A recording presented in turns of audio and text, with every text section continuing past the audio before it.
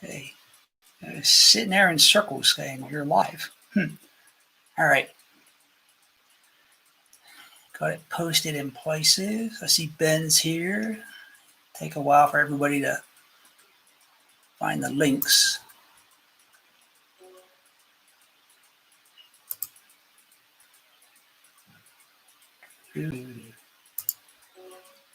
All right. David's here. Wait for folks to join. It takes me every time I have to go look for the flipping link. It's like I forget how to get there. But that's okay. We will get there. Let's see. I thought I put everything I wanted in front of me. You know how that goes. There's a file I'm looking for, which is not in front of me. Well, while folks are joining here, hi everybody. All right. Let me see if I can find that file real quick. This is it. Maybe, maybe not. That's not it. That's the trouble when you travel. You put stuff somewhere when you come back and you have no idea where the heck you put it.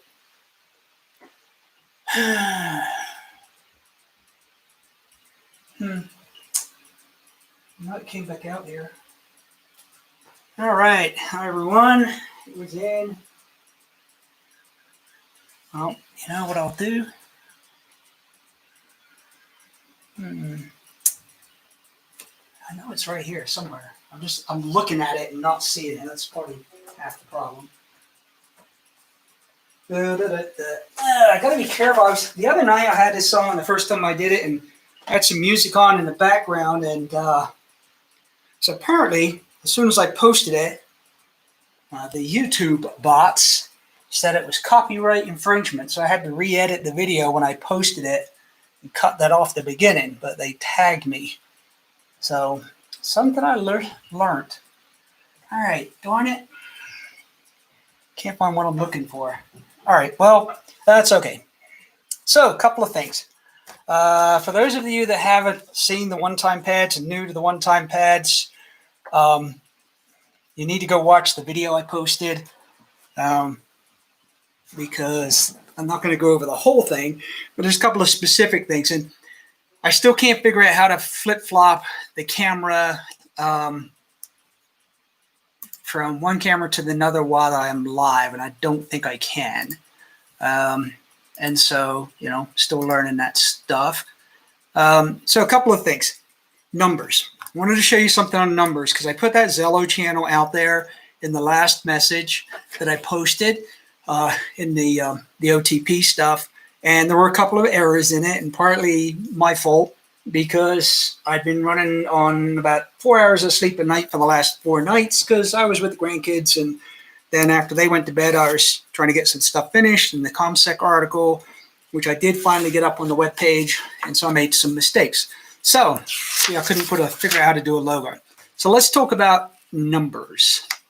So in an OTP, when you're doing numbers, with the exception of brevity codes, and I'll cover that in a minute, it's going to start 90. And then your numbers, so if the number we're going to do is 1, 4, 5, the numbers you're going to repeat 3 times. This is the clear text, right? So not, and at the end you do 90. So when you're decrypting this, if you come across something and you go, it starts with a 90, so you know what's between it is 90, and once you've decrypted it, you end up with something like that, right? And your 90s are on either end. You know, because of this 90, that there should have been 3 of these, but there wasn't. There were only 2. But because it's a set of numbers, you know what it should be is that. So for those of you that had the password and you're looking at it going, I'm not quite sure what was supposed to be going on here, that was the error. The error was, and that's why I was looking for my file, which I don't know where I put it, which is kind of annoying. One of the last 2 numbers, I only had 2 numbers in it. instead of the 3 when you decrypted it, which is why it came out to something weird. All right, so that's the trick on that one. Okay, brevity codes. So again, if you read the article, brevity codes are used to shorten words. And what I'm going to show you is, yes, it did work. So the OTP generator, and Chris and I have been playing, phone tag and text message again today because I wanted to get you an answer. So I do have my phone in front of me. So if he does answer me, I can give you the answer. But anyway, the one-time pad generator is being made. The guy that's making it is in here tonight, Ben. And so what you're also getting is these cards. So they're the standard kind of wallet size card. I don't have the real ones in front of me sending those. And so you're getting the little cheat sheet to kind of encrypt the message. And you guys haven't challenged you to encrypt one yet, and that will be the next challenge. And I know a couple of you have sent me some, and you guys did a good job on that. To decrypt it, which really should be easy, but for the first couple of times you might need some help. And then you're getting the checkerboard to convert text to numbers, and you get the logo with Chris's webpage, my webpage, and brevity codes. So you got 2 cards or two sides of a card with brevity codes. And in this case, there's some on here, and you can make your own up as long as whoever's you're using, you've all got the same. It's blurry. Okay, well, this is blurry because this is it my whole picture's blurry, or is it just this is blurry? Because this is a picture of a picture, so that's why it might be blurry. And I don't know, I can't, because it's autofocus. Then it might be just because of the distance. Let me lower the camera down a bit, see if that helps. It's probably not going to help. All right, let's see. So what you get is, because this camera's backwards to me, so it's left and right. Which one am I looking at? This one. And so I should have opened up another window. I don't know why. It's trying to focus and it's having a hard time. While I'm talking to you, I will open up the other computer, and that way I can see what I'm actually sending. All right, so hold on. The other thing might be, you know what the other option might be? Because I did not look at this. But this camera came out of my bag. So yeah, let me just do this, see if that helps. Maybe that's the problem too. All right. Let me bring up another computer with what I'm actually sending, and then maybe I can see what you're seeing and try and do something about it. Give me a second here. Let's mute that before I do it. Otherwise, I'll do something stupid. And have feedback. All right, here we go. All right. Yeah, it is still blurry. All right. Yeah, it's just the angle of the camera and what have you. So I'm not sure if I can make it any better. All right. Is it working? Yeah. I can't get the camera any lower. All right. Well, you get the idea anyway. So I'll just write some out.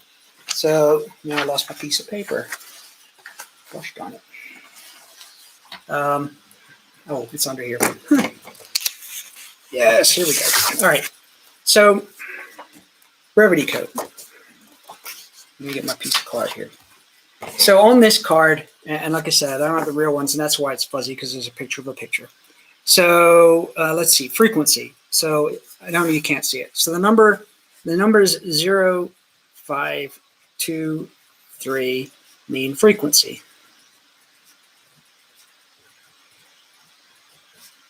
Is that blurry? Yeah, that's blurry too. I don't know why it's blurry. All right. That helps enough at all or not. Why is it blurry? I don't know. I don't know why it's blurry. All right. Maybe too close. All right. Let's try this. See if that works. And if that's any better. Maybe I just need to write bigger. Let me get a marker. There we go.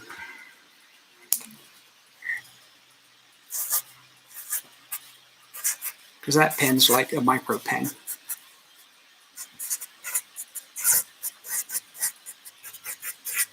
All right, how's that? Look any better? Big fat marker. All right, so the number 0, 5, 2, 3, we're going to represent frequency. So when we're doing a message, if you remember on the checkerboard, 0 means code. And so that could be code word, it could be a brevity code, it could be any kind of code. So whatever you've assigned. And there's actually a sequence of numbers so that avoids transposition. And for those of you that are subscribers, you have that. I think I put that list up. If not, I will. And there are some in there. So the book that we've been working on, Chris and I have been working on, the Morg Sarge little notebook, which I don't have in front of me. It's in the other room. That has a list in there too. So the cards that you're getting have some of the same ones on there. So the ones that are on the cards are in that book when we can ever get it printed. So what you're going to do, if you're going to have send a message that says change frequency. So let me see, is change one of the cards? No, so we didn't use one for change. But you could say you're going to start off 0, 0, 5, 2, 3. So when you encode that with your cipher and say the cipher's that, all right? So we're going to encode that. If our cipher, our OTP is this, and this is our code, so we're going to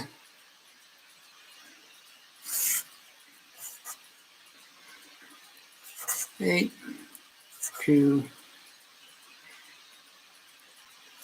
8, 8. So our cipher becomes that, right? That's our message. So when you decrypt it, you should end up with this number. And so you're going to have to look at your code book to figure out what that means. And it might your message might be, right? So our numbers 1, 1, 1. I'm going to hit the tripod here. 4, 4, 4, 5, 5, 5.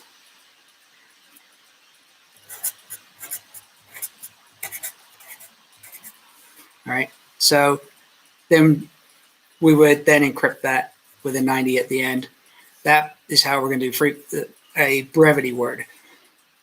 So that's, and the reason that is that if we had to do each one of these letters, obviously this is going to be a lot longer.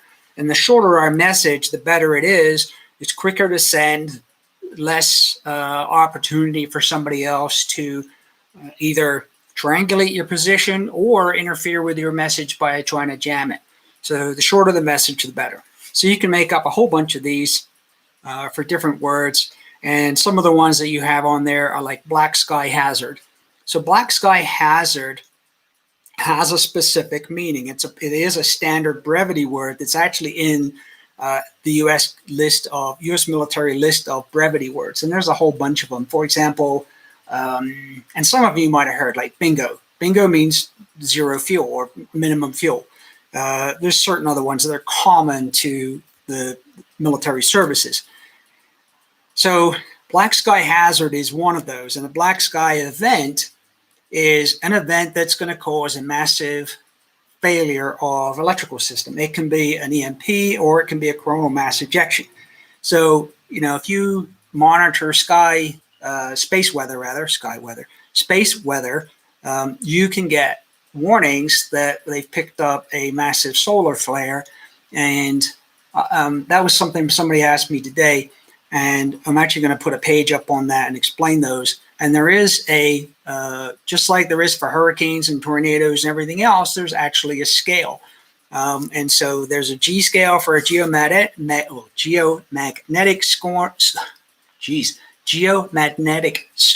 storm. There's an S scale for the solar storm. and there's an R scale for radio blackout. And they go from 1 to 5, so 5 being the worst. So if you sign up for those, and there's an app that I use that's called Space Weather something or other, it'll ping when there's above a certain threshold.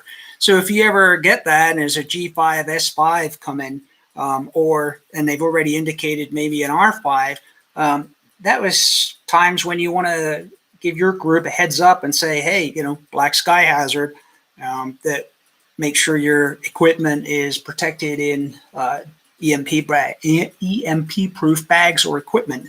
And there's one that Survival Dispatch tested, and I can't think of the guy's name, but there's a guy that tested it and actually highly recommends it as well. So I have equipment like that. I have an InReach Mini, which is a satellite texting capability. My handheld Garmin and some other radios are all in those EMP-proof bags. So that's when you want to make sure that that's here. So anyway, so that's how brevity codes are used. Now, you can also have your own code words. So you might have, and again, this is in the OPSEC article, if you were going to have a word for location, right? So say, grandma's, let's use a clean card, right? Grandma's house, right? And you're going to come up with a name for that because you don't want to say it over there or tell everybody, hey, let's go to grandma's house. You could call that, I don't know, course. And actually, we'll just call it Coors Field, right? Because we have Coors Field here. Actually, they just changed the name of that, I think. And that's your code word, Coors Field. But it means grandma's house. But only you and the people you tell know that Coors Field means grandma's house. But again, same thing is all these letters. So we might want to give it a code number. All right, so you can have code words. Now, you want to use a word, if you're going to make your own code words up, that are not something you want to use in a conversation. And one of the ways, and again, I kind of explained this in the article, is to go to, TV shows, right? TV shows, movies, etc. And what I did was I picked a couple of different shows, Doctor Who, Star Trek, all the Star Trek series. What else did I pick? There was something else I picked. Can't remember. But you can go to like the Wikipedia, right? And so this is a book, and it's actually quite thick. You can't see how thick it is. And this is just a copy of the stuff out of Wikipedia. This is for starships out of Star Trek. And they're all in here, right? All the different starship names. And you can use that to create a list for yourself of names you might want to use. And again, there's some you might strike off and not use because of commonality. But there's list of planets, so Star Trek planets. And again, all I did was some time on Wikipedia. There's a whole lot of planets, right? There's all these weird names that you can use that have a meaning to you. I dump these into a spreadsheet, put in a corresponding meaning, and that way I know I've used that word. And then I cross it off in this book or the spreadsheet. So, I might use it once or twice, never use it again. It could have a meaning that you're going to activate your emergency plan, whatever that is. A whole bunch of different ways that you can use those code words to mean something to you and not anybody else. But again, you really want to assign them a brevity code so that it's shorter for you. All right, so that is brevity words, brevity codes, code words, code book, etc. Spreadsheet's the easiest way to handle this because it's easy to sort and organize stuff and print yourself out a copy, things like that. But again, make sure that it's got a password on it and you keep it on an encrypted thumb drive or however you want to do that, especially when you've actually got words in it and you're going to distribute it. All right, anybody got any questions on that? No? Yes? No? Maybe? No? Okay. All right. Isograms and Dryad sheets. And what I was looking for, I'm just going to have to go print a new Dryad sheet. So there's ways to authenticate messages. And especially if you're using something that is hey, we're going to activate our plan. And I'm going to really, while I'm quick here, print a Dryad sheet, just some random sheet. Dryad is one way, isograms are another way. So the way to use an isogram is, print in the background. There's a couple of different ways. You can have a day word. So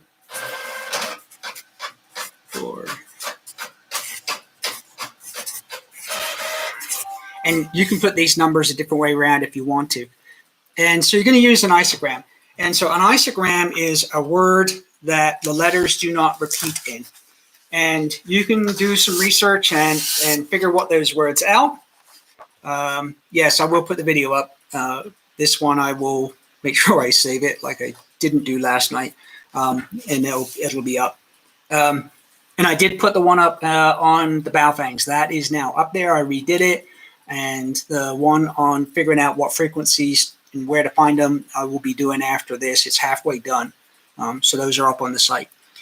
So anyway, isogram. So we can use a 10-letter isogram. And you can do the research. But again, if you subscribe to my site and look at the concept article, there is a link to the sheet that I put together of isograms. So one isogram word, I'm looking at my cheat sheet.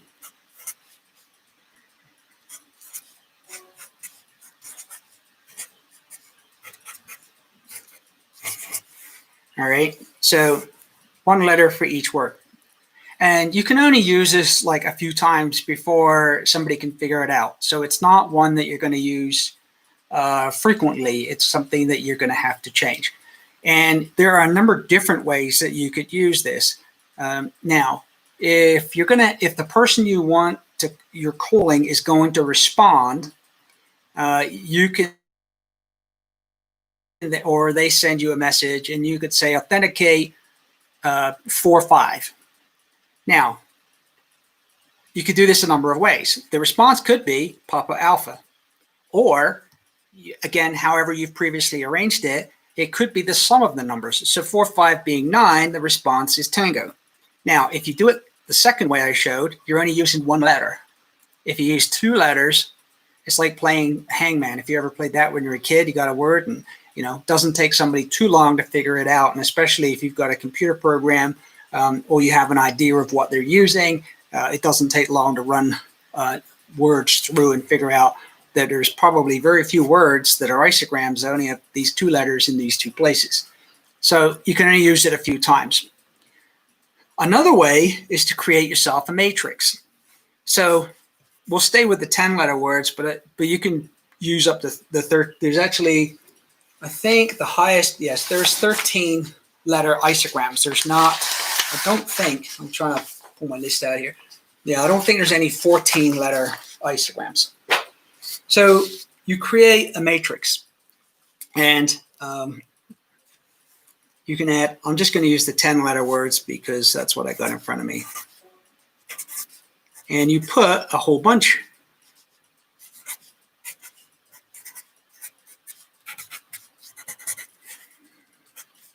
This is a game you can play with your kids too. All right. And I didn't pre-print this, which is actually good because you can't read it. And then, oops, you can have numbers down this side or letters. And you could put these numbers in different orders if you want to, but it really doesn't make a lot of difference. And so now, right, I've only got 3, but you could make this a 10 by 10. Or you could make this a 10 by, whatever you wanted to. Days of the week. There's actually 42 10-letter isograms. There's more 11 and 12-letter isograms, and I have a piece of paper with the numbers on in front of me, which I don't have in front of me. So you could actually kind of make this up with 26, like the letters of the alphabet, and any kind of combination of a matrix that you want to use. So you could say authenticate 2-2. So your agreed thing is 2 and 2, so it would be 0. Or you could say authenticate, 3-4, And so you've decided that it's actually going to be row 3 first and column 4.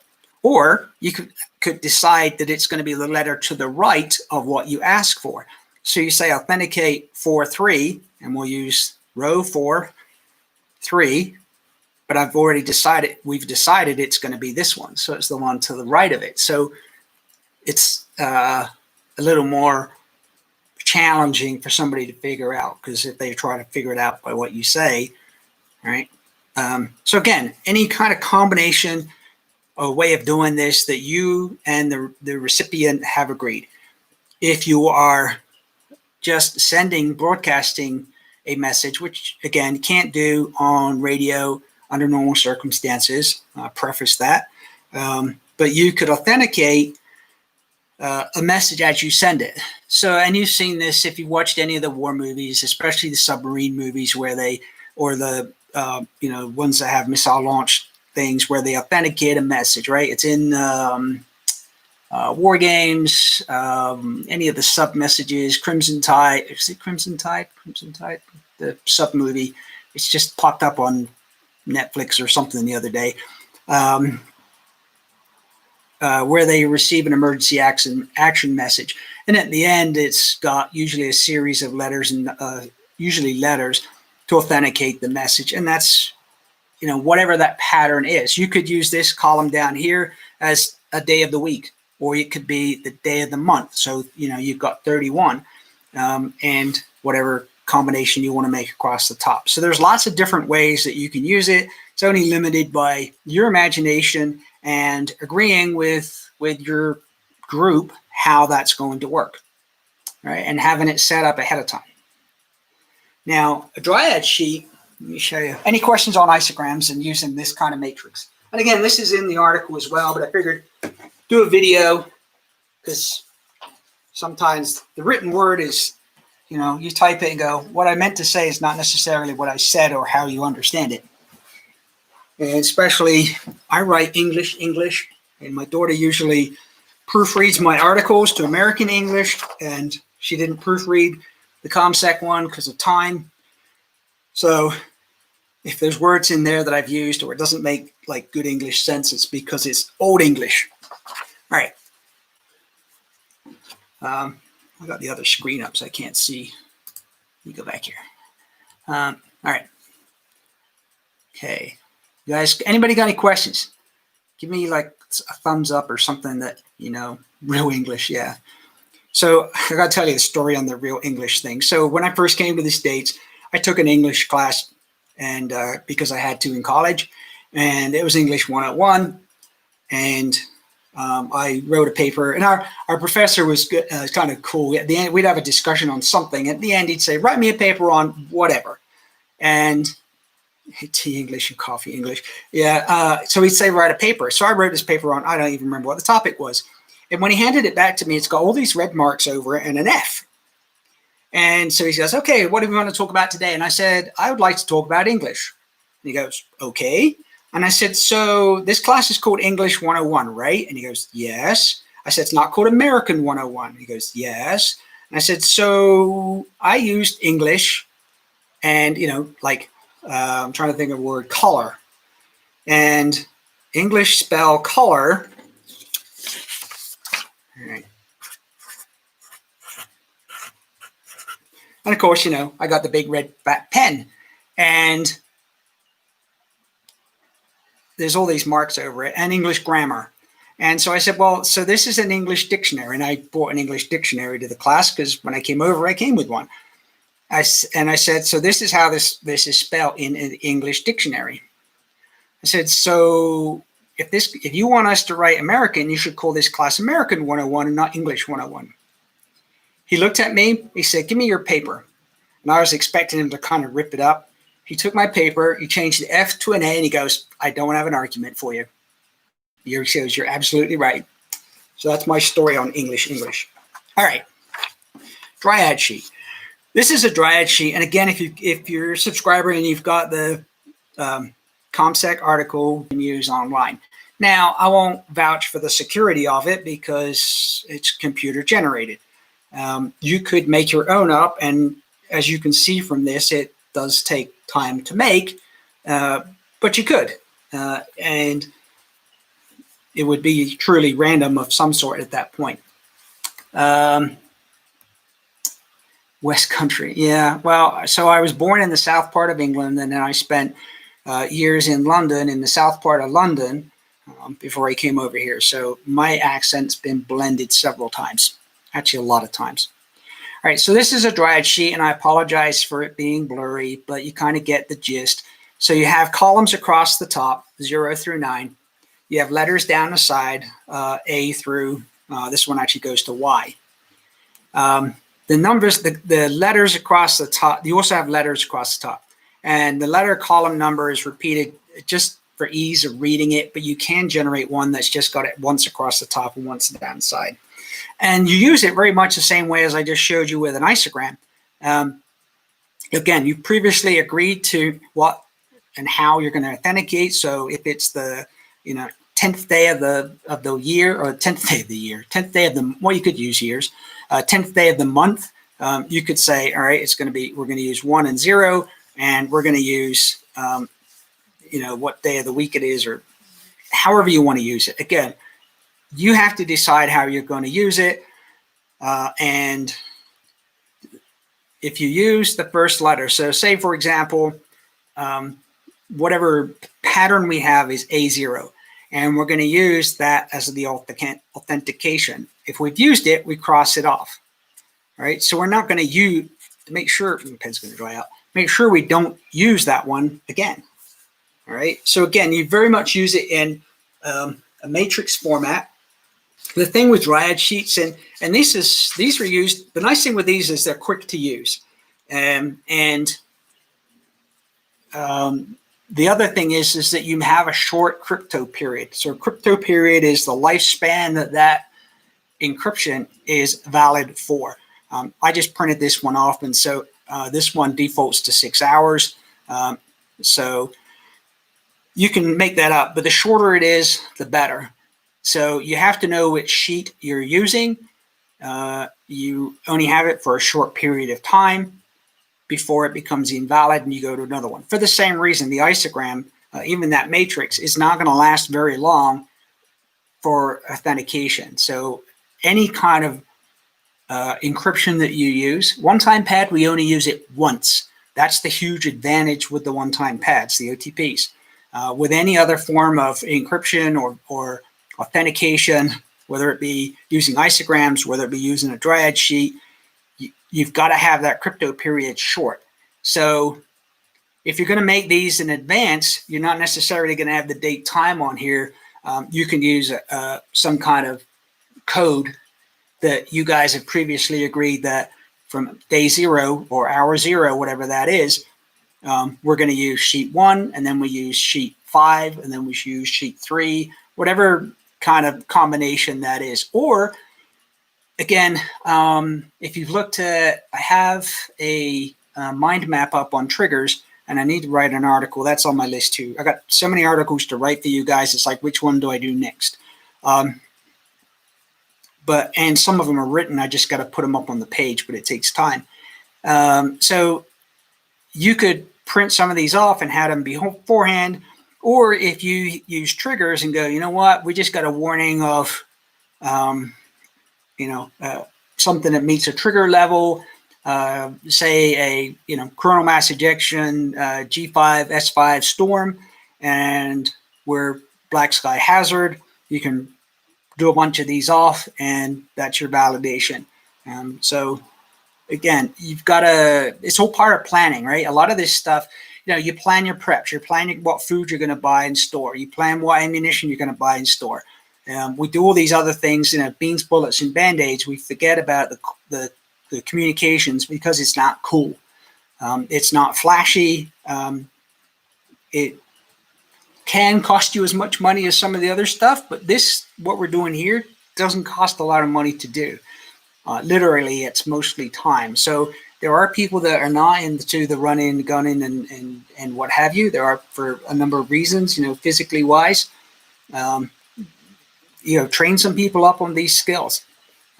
Train them how to use these dryad sheets, how to use one-time pads. It's pretty easy to do. and your communications. If you don't have communications, you don't have diddly squat. And there's many military commanders that have said that. It's your eyes and ears. And some of the other things I'm going to show you and do some videos on is field phones. All right. So some things you're not going to want to put over the radio. The disadvantage with the radio is it can be triangulated. And so if you've got a place, you can set up field phones between them. And I'll show you, the field phones, how to set them up. And there are places that you can find them for decent prices. Be careful when you buy them, buyer beware. Make sure they're always showing you a picture of the battery compartment, because a lot of times they left batteries in and they corroded. And so those are things to look for if you're looking at field phones. But I'll do a video on field phones because I've got a couple here at the house, so it's easy enough for me to show you. And they're kind of cool. We've done some demos at some Self-Reliance Expos a couple of years ago, my ham radio group and another group I'm affiliated with. And we set them up on 2 tables about 30 feet apart, and we let kids play with them. And it's kind of funny, the kids come up and look and like, what's this? It's a telephone. That's not a phone. They're used to the cell phone. And well, this is how it works. And so that's always fun. They have fun with that. So anyway, dryad sheets. Let me see. What else was I going to talk about tonight? That's what I was going to cover. That was what I was going to cover. So question and answers. The OTP generator. So the OTP generators are being made. We have a ballpark price, but I'm waiting for Chris to answer, and he hasn't answered me yet. So I was hoping to be able to tell you when they're going to be available. I would say about a week or so. Chris and I and Ben are having a discussion, and how if people are either Patreon members of mine or Chris's, if you can get a pre-order, that we've got to figure out and how we would do that. Ballpark figure, I'm just going to say somewhere between, I'll just say less than 150. That's probably the easiest way for me to say it without getting into trouble.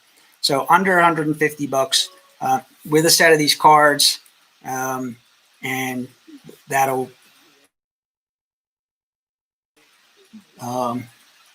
I think the first one's probably about a little over a week or so. Then we got to get them, shipped to Chris's store, or however. However, Chris has got to get it up on his webpage. That's on his store page. That's the challenge part. So they'll be available soon, and I will continue doing the practices. There will be a few that you'll see on Facebook, but others are going to move off of Facebook, because I'm sure it's not going to take long before the Facebook bots to figure out what the heck we're doing. So I created a YouTube channel. It's Fortune Favors the Prepared, and the password was in the OTP. So if you didn't find the OTP, I'm going to put another one out either tonight or tomorrow.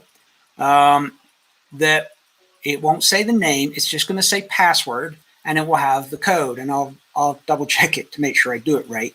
And so you can find it on Zello, Fortune Favors the Prepared, and we'll start doing them on there. And we'll start doing some of them over the air on Zello. And the reason for that is to practice copying it down as it's being said. And I'm also going to start putting some challenges out there for you to encrypt some messages. The rule will be you have to use the OTP that I tell you to use, because otherwise I'm going to have to sit there and decrypt every single one differently. So you have to use the same OTP. But you'll get a message and you'll have to encrypt it and send it to me, and we'll see now, because encrypting's harder. And so you'll get that practice. We'll do some over the air. And then one of the other things that's on my list to start doing is practice on actual what they call national traffic systems. So that's a ham radio program, and they do it all the time. If you go to repeaterbook.com, and actually, no, you'll have to go to the ARRL. So the ARRL site, net search, and you can search for national traffic nets near you. And you might be able to be in range of one and listen to it. And hams pass these messages all the time. So think of these as the old telegraph. And so they pass these messages, and a lot of them are like, they get the list of the new hams and they'll say, hey, welcome to ham radio. Or they'll get a list of ones that are due to expire within the next 6 months, and they'll send a message, hey, your license is due to expire, don't forget to renew it. And they'll pass those messages across the country, and people copy them locally and then deliver that message.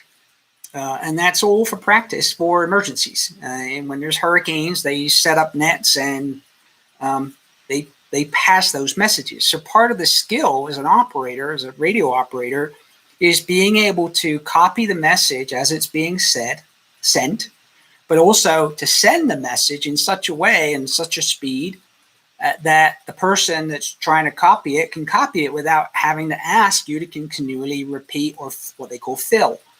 And so there's a standard set format. Now the challenge is that the different radio programs, so Mars is another radio program, and there's another one called Shares, different HF programs, they use different message formats. And so there was an exercise a couple of weeks ago, and it was an interoperable exercise where messages were passed over Mars and then into the ARRL National Traffic System, and the formats were different. Even though they had an instruction sheet on how to cross format, it was funny because I was listening, and many of the Mars operators don't normally get on the national traffic nets, and so the messages were really messed up. So that was a good lesson learned for them. And that's why you need to practice this stuff. So had they not done that exercise and realized, we need to practice these different formats. So we'll do that over Zello, because we won't get into trouble doing that. And you guys can, practice copying those messages down. And and what I will do is I will post a page up with the standard terminology on the formatting. And there is also out there, I have to find it, a fillable PDF form. I always just like to copy them by hand. So you can either print the form out, copy them, or if you're like a typing guru, you can do it that way too. So we'll do those. I just got to figure out when to do them, because Chris does lives Tuesdays and Thursdays. And everybody's got different things going on different nights of the week. Wednesday, Thursday. So right now, I'll keep doing these on a Tuesday. Maybe we'll do one where I combine the live video feed with doing Zello on it as well. So that'll be out there as well. I did mention it yesterday, I believe, or somewhere, that I am going to put a survey together and send out and find out who's interested in doing a what did I call it? Not a prep class for a technician license. It won't be a full class because there's a lot of material that's already out there that's really good, and either written form, video form, quizzes, flashcards, and all that. So this will be more of a Q&A. Hey, I don't quite understand this. Can you explain it better? I just got to figure out how many hours it would be and how much time. And maybe I'll just do it on one of these lives, and we could certainly do that. If you have questions, if you've got questions, you can jump on to either my page on Facebook, my page on MeWe, tag me on one of Chris's pages and say, hey, I got a communications question. What does this mean? There's a lot of that information is already up on my website. Like what's the difference between analog and digital modes? Right? Because if you've looked at any of the stuff and I say, hey, what radio should I buy? And I'm like,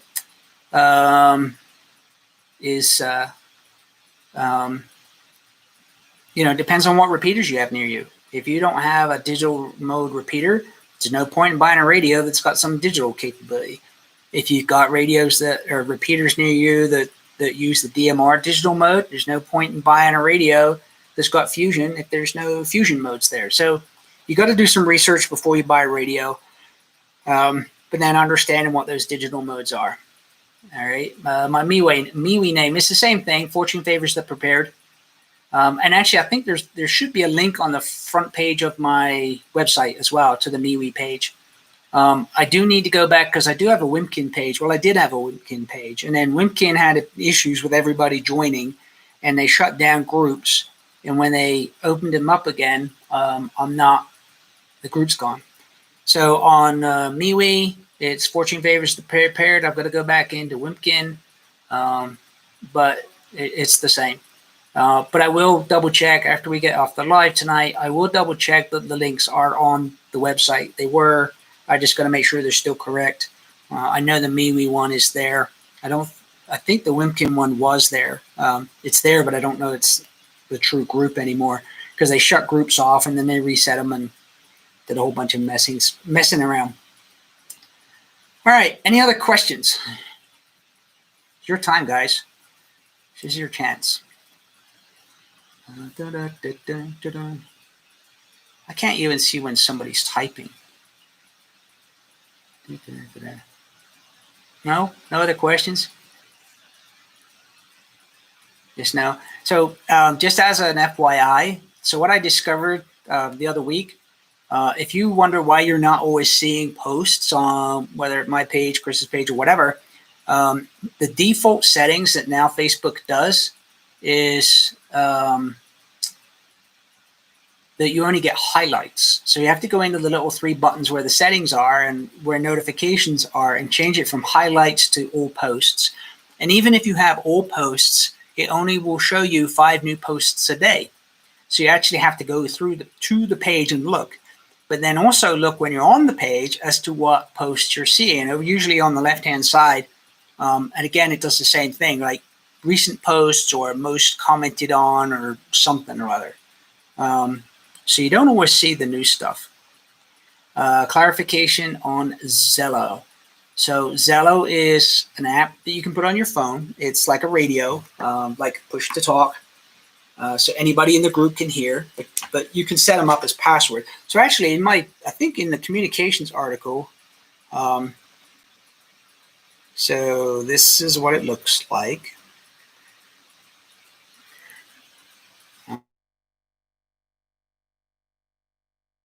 Oh, I guess I'm offline right now. I'll come back in a second. Here we go. So this is what it looks like. Fortune Favors the Prepared, and you have this push to talk, and it's a big button, and you push it, and it'll get a beep. And then when you get that little triple beep, let's go ahead. Be careful if you hold the button to, if you double tap the button, it will lock and transmit.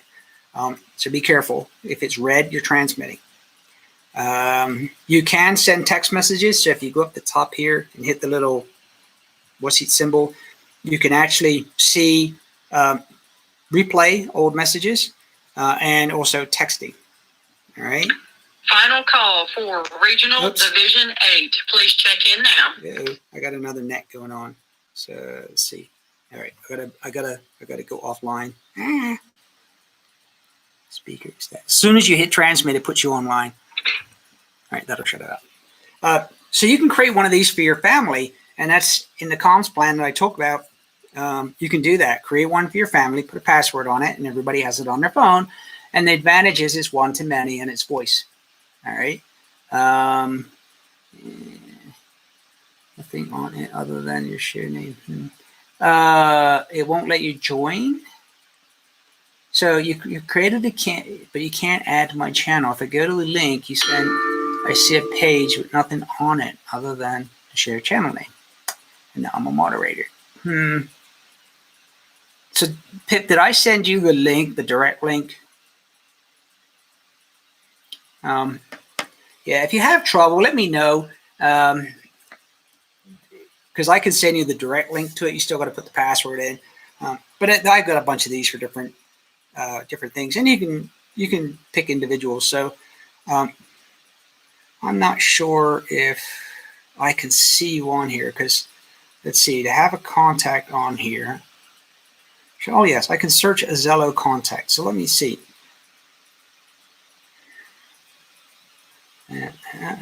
If not, Pip, message me the name that you used on Zello because I can send an invite by text message or an invite by email. Those are options that, so I don't know if you can see this. All right, so let's see if this works. Let's see if we can do it live. And, except I can't read that screen.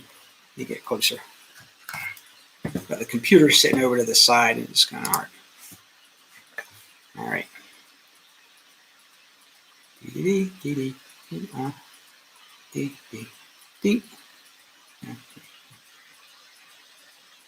See if I can find you. Found you. All right. So add. Okay. Go to the channel.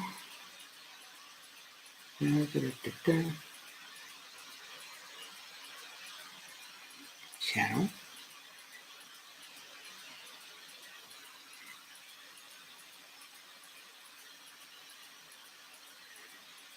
There's the invite. Here's the invite button.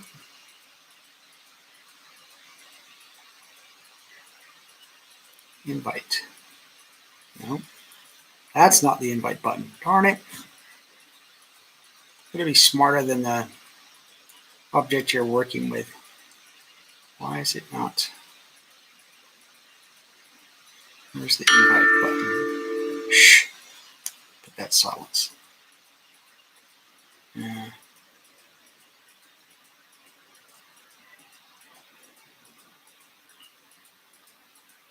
Ah, there's the invite button. Gosh, they don't make it easy, do they? Technology. Disconnected. All right, well, hang on a second here.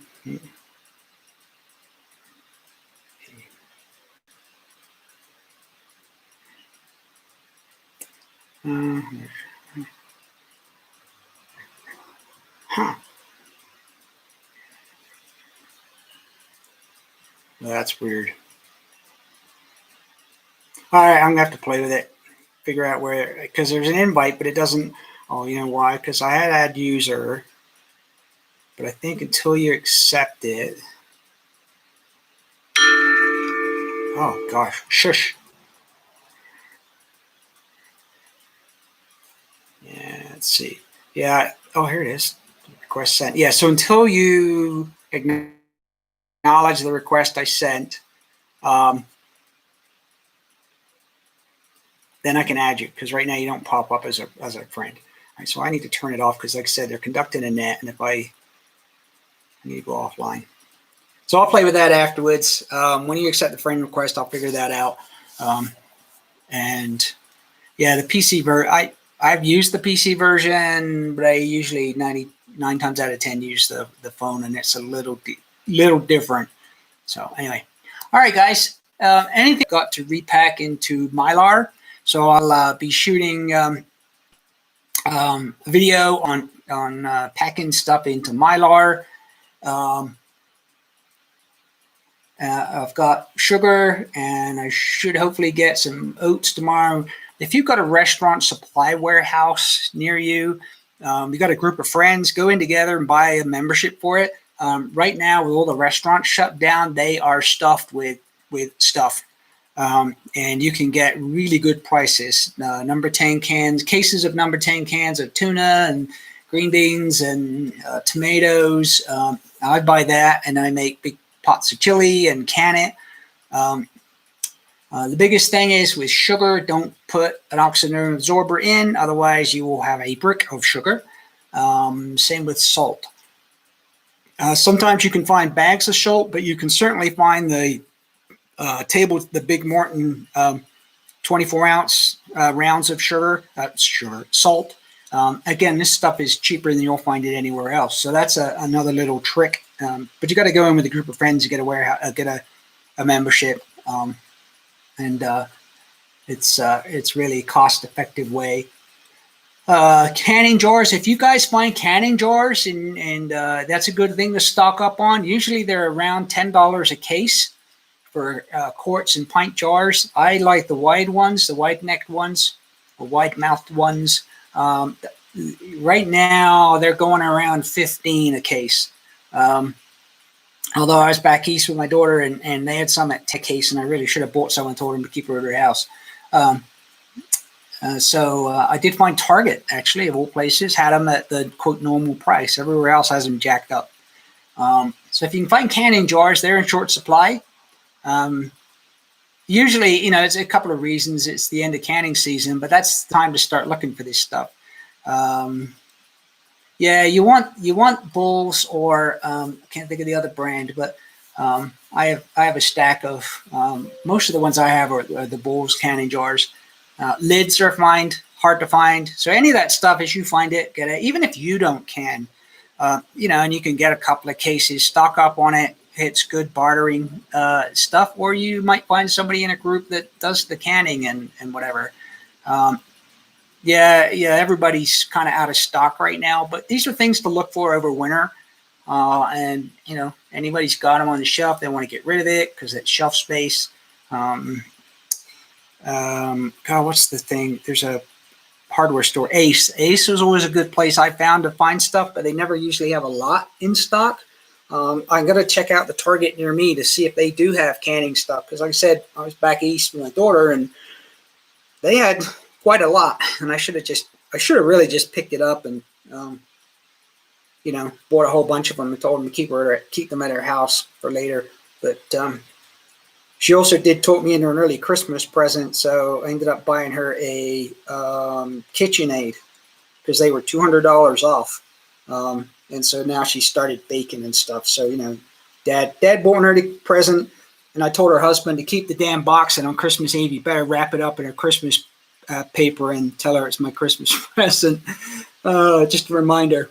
So anyway, and we did early Thanksgiving. So I went out and got it. And that morning, Saturday morning or Sunday morning, I picked it up rather. I come back because she wanted to make mashed potatoes the proper way. And I also bought the one of the slicer dicer thingamajigger attachments. And I walked in and I said, "So do you have a potato peeler?" She goes, "Yeah, somewhere." And I said, "Well, I think this one will work better." So anyway, that's why we do all this stuff, right? Our kids and our grandkids. So, all right, guys, that's been an hour. And like I said, if you got any other ideas for topics on lives, let me know. I'll get the other video up. The one's up on the radio programming, the Baofeng. I will get the one up on how to find frequencies. Got to reshoot that one. And also the software, the Chirp software and RT Systems. And I think I'm going to have to figure out how to shoot that with the camera on the computer screen. A different computer. So, but I'll figure it out and get those up for you. All right, guys, have a good evening. Practice this stuff. I'm going to be sending some more quizzes out your way. Have a good evening. As they say, keep the powder dry and watch your six. And like I said, if you're not a subscriber, please appreciate if you would. And for those that you are, thank you very much. All right, guys, have a good night. I'll post this one up as soon as it's done doing its thing on YouTube here. Good night.